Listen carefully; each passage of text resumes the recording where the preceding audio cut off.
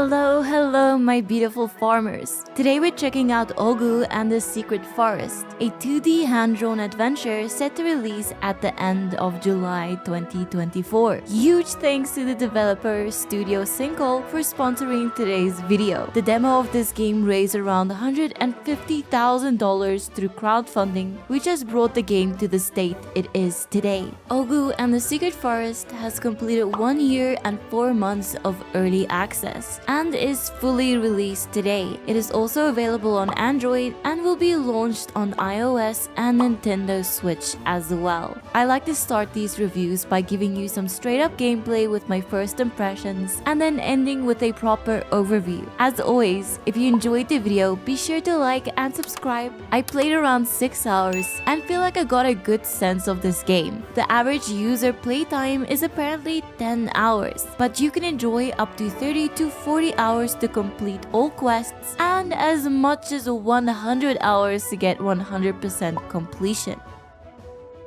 Once a great one ruled these lands. It seems the power of this great one has been shattered into 6 different pieces across the secret forest, and the vicious villains of this world are hell-bent on gathering these shards. Hey, that kinda sounds familiar.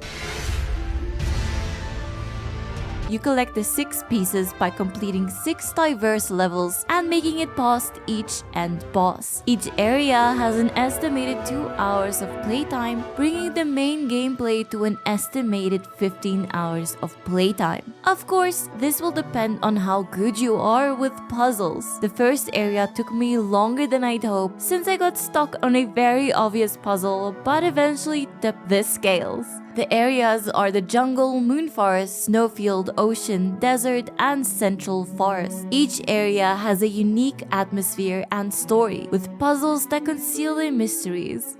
We start off with some adorable hand-drawn scenes of baby Ogu looking through a picture book of his previous adventures. After hyping himself up, we are thrown into the tutorial, which ends up with us meeting Big Ogu. With hat and net in hand, I venture into the big outdoors. I can tell that the character movement is really smooth and the cute hand-drawn graphics are growing on me. I also love that you can plop down on almost anything resembling a chair. In town, I come across a sheep who advised not to follow any strangers. So don't be a sheep, got it. Mr. Cow over here almost took an arrow to the knee, but turns out it was just arthritis. I had a little chuckle and moved on to meet Uncle Pig, who told us to have fun. Now that's some great advice. I come across a bird with big black eyes who does a little dance, probably trying to mock me. And of course, as the young adventurer, we decide to follow it. My pursuit led to the entrance of a secret tunnel through the mountain.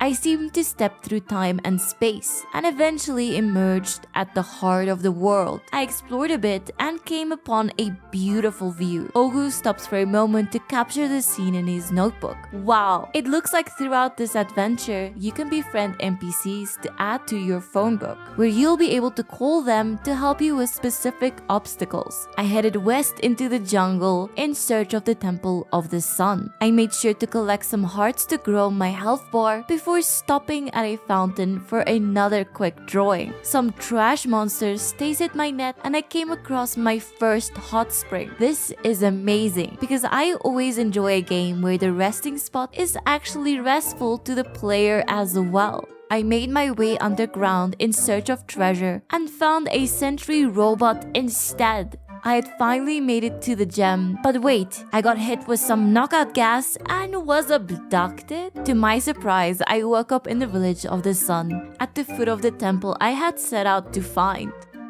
The village animals taught me how to heal through the power of dance, and I bought a super cute flower hat. I danced around a bit more and even found a fishing pier. I love fishing minigames, and this game having one is definitely a win in my book. It's fairly easy. You just throw in some bait and wait for a fish to jump out of the water. Catch it at the right time and angle with your little net, and it's as good as yours. I finally reached the temple entrance and found another hidden heart. Naturally, the temple was filled with trash monsters, big and small. I solved a few more puzzles and headed deeper inside to suddenly find myself face to face with a 6-armed stone monkey. I launched some rocks at him, and after getting real angry about the whole thing, he crumbled to dust. Could he actually be the chosen one of the legend? I decided to head to the moon forest next. The game is really just showing off its pretty visuals at this point. I breezed past some puzzles to reach the Moonlight Village. The residents of this place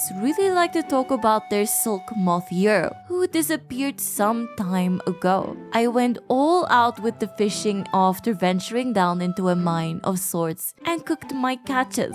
I checked out the hero's house in town, which looked to be a hub area you can fast travel to and decorate with all your best features. Apparently, there's a portal right below the hero's house that will take you to the museum where you can display all of your collectibles. I planned to check this spot out later, but actually ended up forgetting about it. Want to see the museum? Then you just gotta get this game.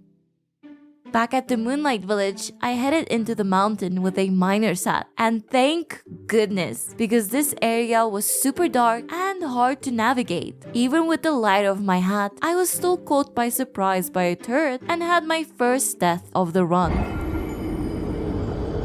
I found a magical hot spring just as my health was looking low and solved a big door puzzle with my amazing memory and totally without rewinding the footage to find the answer. This opened up the entrance to World 2, the Temple of the Moon. I made it all the way to the Hero's Guard, who is certainly stronger than he looks. Nevertheless, I dipped and dodged to claim victory in my very first try. I then had to bust out the pro dodging moves to get a key statue and managed to reach it just in time before my health was smacked to 0. Luckily, this win was saved, so the death does not count, of course. This meant I could now face the Silk Moth hero themselves. With the magical atmosphere of this level and boss design, I'm getting the best flashbacks of Hollow Knight right now. The Silk Moth hero has many different attacks and is much faster than I expected, so I did die to it a few times. Like a true adventurer, Ogu stayed determined and finally felled this forgotten hero. I was rewarded with a second sigil, which I put next to that of the sun. I thoroughly enjoyed popping on my many hats to traverse the secret forest. And can we just take a second to appreciate this cute running animation? The puzzles I found are at best moderately challenging and may sometimes take a second to examine and solve. The world has many branching paths, which can get a little bit overwhelming, but luckily Ogu has a very creative world map to make navigation a breeze. The general combat can be a bit annoying, especially since Ogu starts with a tiny little health bar, and even more because I absolutely have to smack every single enemy I see. But the boss battles really make it all worth it. The sun and the moon bosses that I encountered during my playthrough were well designed and quite tense. Like any proper battle, you'll have to predict some of their more intense attacks and place your hits well to claim victory. For me, these battles were for sure the highlight of my time in the secret forest. If you're looking for a cute little adventure to get lost in, or if you just got some time to kill waiting for Silksong, Ogu and the Secret Forest is one I would definitely recommend checking out. If you've made it to the end, you are a true Lillian. Thank you as always for your support as I try interesting looking games and make these reviews. Which game should I play next? Like and subscribe for more ezlilyy, and I will see you in the next video.